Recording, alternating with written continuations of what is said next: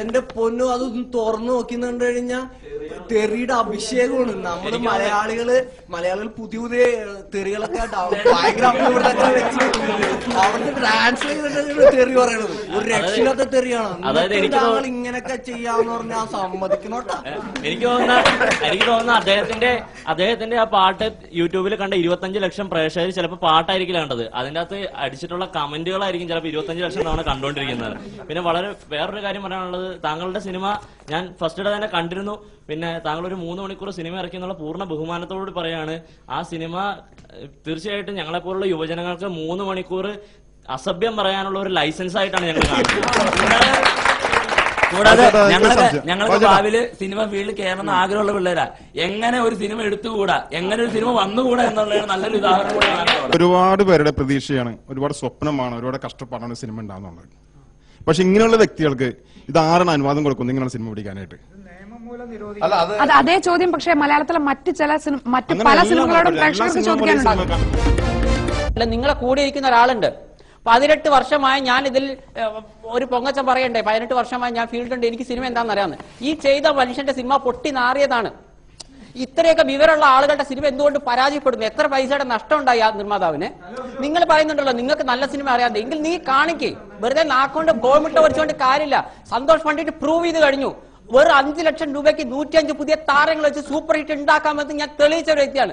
എന്റെ മുന്നിൽ ഒന്നുമല്ലാത്ത ഒരാൾ അങ്ങനെ സംസാരിക്കരുത്. ഒരു ഇന്ത്യൻ പൗരനാണ്, അയാൾക്ക് ഇതുപോലെയുള്ള ആഭാസ തരത്തിലുള്ള ഡ്രസ്സുകളൊക്കെ ഉപയോഗിക്കാനുള്ള സ്വാതന്ത്ര്യം ഭരണഘടന കൊടുത്തിട്ടുണ്ട്. അയാൾ തുണിയില്ലാതൊന്നും അല്ലല്ലോ നിൽക്കുന്നത്. അപ്പോ അത് അയാളെ സംബന്ധിച്ചിടത്തോളം അയാളുടെ ഏറ്റവും ഇഷ്ടപ്പെട്ട വേഷം അതാണ്. അയാൾ കുളിക്കാൻ പോകുമ്പോഴും അത് തന്നെ ഇടുന്നത്. എനിക്ക് മനസ്സിലാവാത്ത ശ്രീ നിഷാദ്, നിങ്ങൾ എല്ലാവരും പറഞ്ഞുകൊണ്ടിരിക്കുന്നത് സന്തോഷ് പണ്ഡിറ്റ് എന്ന വ്യക്തി, അദ്ദേഹത്തിന്റെ പെരുമാറ്റം, അദ്ദേഹത്തിന്റെ അഭിനയം എന്നൊക്കെയാണ്. നമ്മൾ ചർച്ചക്കെടുത്തത് ഈ സിനിമ എന്തുകൊണ്ട് നമുക്ക് അവഗണിക്കാൻ പറ്റുന്നില്ല എന്നാണ്. അവഗണിക്കാൻ പറ്റുന്നില്ല എന്ന് വെച്ചാൽ ഒരു ചർച്ചയല്ല പോലും. പ്രേക്ഷകർ തന്നെ പറഞ്ഞു കഴിഞ്ഞാൽ ഇവർ എന്തുകൊണ്ടാണ് സിനിമ കണ്ടതെന്ന് അവർ പറഞ്ഞു കഴിഞ്ഞു. തെറി വിളിക്കാൻ കിട്ടുന്ന ചാൻസ് എന്റെ ഒരു സുഹൃത്തോട് ഇന്ന് പറഞ്ഞു, ഞങ്ങൾ ഫുൾ ടൈം 3 മണിക്കൂർ തെറി വിളിക്കായിരുന്നു. അതിന് കിട്ടുന്ന ഒരു അവസരം അവന് 50 രൂപ 100 രൂപ കൊടുക്കുന്നത് കുഴപ്പമില്ല. മലയാള സിനിമയ്ക്ക് നേരെ കൂടി ആകാം എന്ന് ഡോക്ടർ ചൂണ്ടിക്കാട്ടി. തീർച്ചയായിട്ടും അതും കറക്റ്റാണ്. പക്ഷേ സന്തോഷ്, താങ്കൾ അത് ഉദ്ദേശിച്ചിട്ടുണ്ടോ എന്നുള്ള കാര്യത്തിലാണ് നമുക്ക് സംശയം. മുഖ്യധാരാ സിനിമയോടുള്ള വെല്ലുവിളി എന്നൊക്കെ കേട്ട് താങ്കൾ തന്നെ ഞെട്ടുന്നുണ്ടോ? താങ്കൾ എപ്പോഴെങ്കിലും മനസ്സിൽ ചിന്തിച്ചിട്ടുള്ള കാര്യമാണോ ഇത്? ഒരു ഞെട്ടലുമില്ല. അല്ല, ഞാൻ പറയട്ടെ, ഇവർക്ക് ഒരു കലാകാരൻ എന്ന വാക്കിന്റെ അർത്ഥം ഇവർക്ക് അറിയില്ല. തിയേറ്ററുകളിൽ സിനിമയാണ് വരുന്നത്, സിനിമ കാണാനാണ് ആളുകൾ വരുന്നത്. കാണാൻ കുറച്ച് ആളുകളെ അങ്ങോട്ട് കൊണ്ടുവരിക. ആദ്യം അവഗണിച്ച തിയേറ്ററുകൾ പോലും ഇപ്പോഴെടുത്തു. ഈ കുറ്റം പറയുന്ന ചില മുഖ്യധാര സിനിമാ പ്രവർത്തകർ തന്നെ അദ്ദേഹത്തിന്റെ അടുത്ത് നിന്ന് സിനിമ വിതരണത്തിന് എടുക്കാൻ തയ്യാറാണെന്ന് അറിയിച്ചു എന്നുള്ള വാർത്തകൾ ഇപ്പോൾ വന്നുകൊണ്ടിരിക്കുന്നുണ്ട്.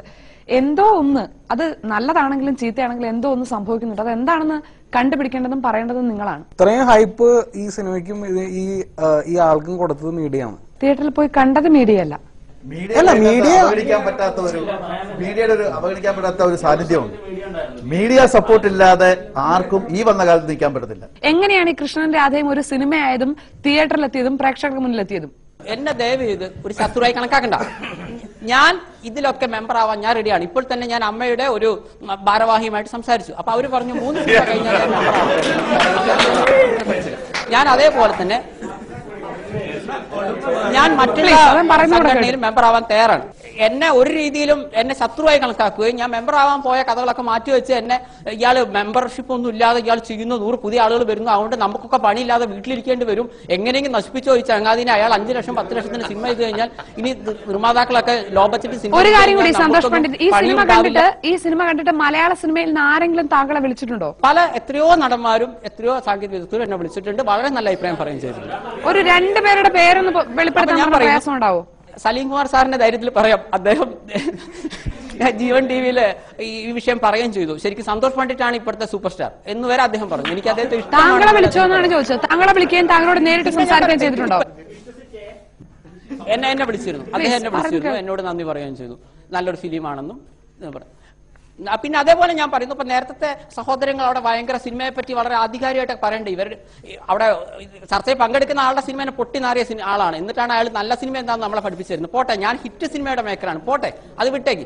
എനിക്കൊന്നേ പറയാനുള്ളൂ, എന്റെ സിനിമ കാണാൻ ആളുണ്ടെങ്കിൽ ഞാൻ സിനിമ നിർമ്മിച്ചിരിക്കും. ഇവിടുത്തെ അമ്മയെ ഏത് സംഘടനയിലും ഞാൻ മെമ്പർ ആവാൻ തയ്യാറാണ്. അതല്ല എന്നെ ഒറ്റപ്പെടുത്താൻ. ഞങ്ങളുടെ പ്രശ്നം ഇതൊന്നുമല്ല. താങ്കൾ ഇങ്ങനെ ഇരുന്നിട്ട് മലയാള സിനിമയുടെ ആധികാരികത, മലയാള സിനിമയിലെ സംവിധായകരുടെ ഇതുവരെയുള്ള പ്രവർത്തനം അതൊക്കെ ചോദ്യം ചെയ്യുന്നത് കാണുമ്പോൾ താങ്കൾ ഇപ്പോൾ ഇത്രയും ദിവസമായല്ലോ, എല്ലാതരം പ്രേക്ഷകരുടെയും പ്രതികരണം താങ്കൾക്ക് കിട്ടിയിട്ടുണ്ടാവും. താങ്കൾ ഇപ്പോൾ എന്താണ് താങ്കളെ പറ്റി സ്വയം വിചാരിച്ചു വെച്ചിരിക്കുന്നത്?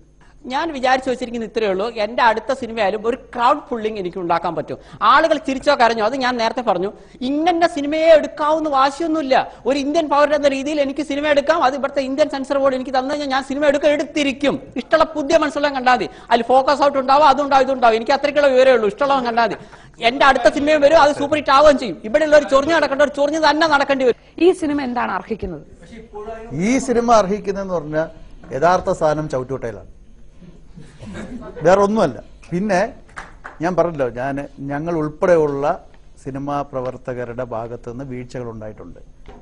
ഇത് സ്വാഭാവികമായി വിമർശനത്തോടു കൂടി കേരളത്തിലെ പ്രബുദ്ധരായ യുവജനങ്ങൾ ഈ സിനിമ കണ്ട് തെറി വിളിച്ച് ഞങ്ങൾക്ക് തരുന്ന ഒരു എന്താ പറയാ വാണിംഗ് ആണ്.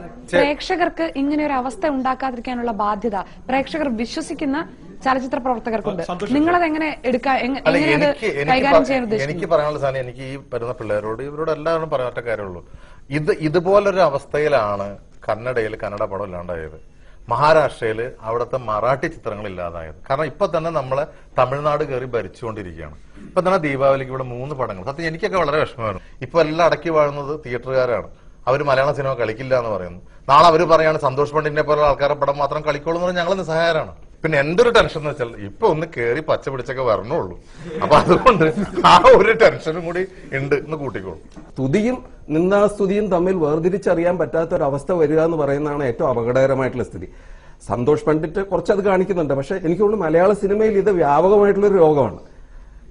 ഇത് ശ്രദ്ധിക്കേണ്ട ഒരു കാര്യമാണ്. ഇപ്പൊ സന്തോഷ് പണ്ഡിറ്റിന്റെ തന്നെ ട്രെയിലർ അല്ലെങ്കിൽ സിനിമാ ഭാഗത്തു നിന്നുള്ളൊരു കോട്ട് വെച്ച് കഴിഞ്ഞാൽ വാല് കൊണ്ട് നാണം മറയ്ക്കാനാവില്ല. പക്ഷെ അതിനോട് ചേർത്ത് തന്നെ നമ്മൾ പറയേണ്ടി വരും, എങ്ങാണ്ടൊരിടത്ത് ആല് മുളച്ചു കഴിഞ്ഞാൽ അത് തണലും ആവില്ല. ഇപ്പൊ സ്കൂളിലിരിക്കുക ഒരു പ്രാന്തനങ്ങ് കാണിച്ചു പോയാൽ നമ്മൾ എന്ന് പറയും. അവന്റെ വിചാരം എന്തോ അവന്. അതിനാണ് ശ്രീ സന്തോഷ് പണ്ഡിറ്റ് മറുപടി പറഞ്ഞത്, അങ്ങനെയാണെങ്കിൽ നിങ്ങൾ അതേ അർഹിക്കുന്നുള്ളൂ എന്ന്.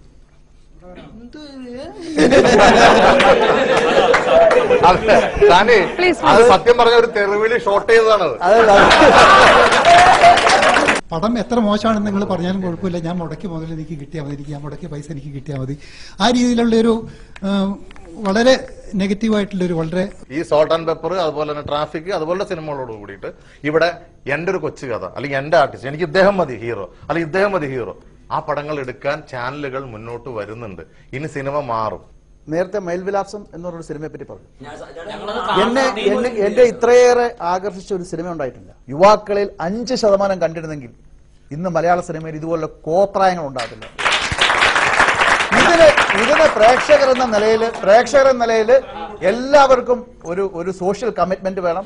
നിങ്ങളെ ഞങ്ങളൊരു അപായമണിയായി കണ്ട് മലയാള സിനിമ വേണ്ട തയ്യാറെടുപ്പുകളോട് പ്രതിരോധിക്കണോ, അതോ തീർത്തും അവഗണിച്ച് മാറ്റി നിർത്തണോ?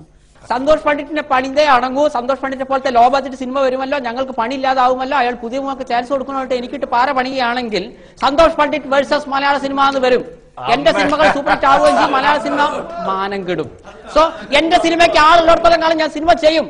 ആ സിനിമ എന്നാണോ ജനങ്ങൾ ഇഗ്നോർ ചെയ്യുന്നത് അന്ന് ഞാൻ പരിപാടി അവസാനിപ്പിക്കും. നിങ്ങൾ പറഞ്ഞല്ലോ ആളുകൾ കളിയാക്കാനാണ് സിനിമ കണ്ടതെന്ന്. എന്തായാലും കുഴപ്പമില്ല, എനിക്ക് സംബന്ധിച്ചോളം ഒരാൾ ടിക്കറ്റ് എടുക്കുമ്പോൾ എനിക്ക് 50 രൂപ കിട്ടുന്നു, അത് മതി എനിക്ക്. അത് മതി നമുക്ക്. പക്ഷേ അത് പോരല്ലോ. ഈ കൃഷ്ണൻ രാധയും കാണാൻ തിയേറ്ററിലേക്ക് ആളുകൾ ഓടുന്നു എന്നുള്ളത് നേരത്തെ നമ്മൾ പറഞ്ഞതുപോലെ പ്രേക്ഷകരിൽ നിന്നുള്ള അപായ സൂചനയായി വേണമെങ്കിൽ സിനിമാ ലോകത്തിന് കാണാം. അതിനോട് അല്ലെ, ഞാൻ നേരത്തെ പറഞ്ഞത് തന്നെയാണ് അതിൽ കാര്യം. സന്തോഷിനെ എക്സ്പ്രസ് ചെയ്യുന്നു, ഓഡിയൻസിന് അവരുടെ സെയിം അവകാശം ഓഡിയൻസിനും ഉണ്ട്. അവർ എന്ത് കാണണം എന്ത് കാണണ്ട എന്നുള്ളത് തീരുമാനിക്കാനുള്ളത്. പ്രേക്ഷകർ പറഞ്ഞതിൽ കൂടുതൽ ഒന്നും പങ്കുവെക്കാനോ ചൂണ്ടിക്കാട്ടാനോ ഇല്ല. കാരണം പ്രേക്ഷകർ തന്നെയാണ് സിനിമയിൽ ഈ സിനിമയ്ക്കുള്ള സ്ഥാനം എന്താണ് എന്ന് തീരുമാനിക്കുന്നതും അതിന്റെ യാഥാർത്ഥ്യത്തെ പറയുന്നതും. തിയേറ്ററുകളിൽ കൂവിയാർക്കുന്നവരിൽ നിന്നല്ല ഒരു സിനിമ എന്താണ് എന്ന് മലയാള സിനിമ തിരിച്ചറിയുന്നത്. എന്തു തന്നെയാണെങ്കിലും മലയാള സിനിമയുടെ ഭാഗമല്ല, മലയാള സിനിമ ഇത് കണക്കാക്കുന്നില്ല എന്ന് പറഞ്ഞാലും ചെറുതായെങ്കിലും എവിടെയോ ആത്മവിശ്വാസത്തിന് ഉലച്ചിൽ തട്ടുന്ന ഒരു തട്ട് കൃഷ്ണനും രാധയും നൽകുന്നുണ്ടോ എന്ന ചോദ്യം മാത്രമാണ് ബാക്കിയാവുന്നത്. ചർച്ചയിൽ പങ്കെടുത്ത എല്ലാ അതിഥികൾക്കും നന്ദി. ഇന്നത്തെ നിയന്ത്രണ രേഖ ഇവിടെ പോകണമെന്ന്. നമസ്കാരം.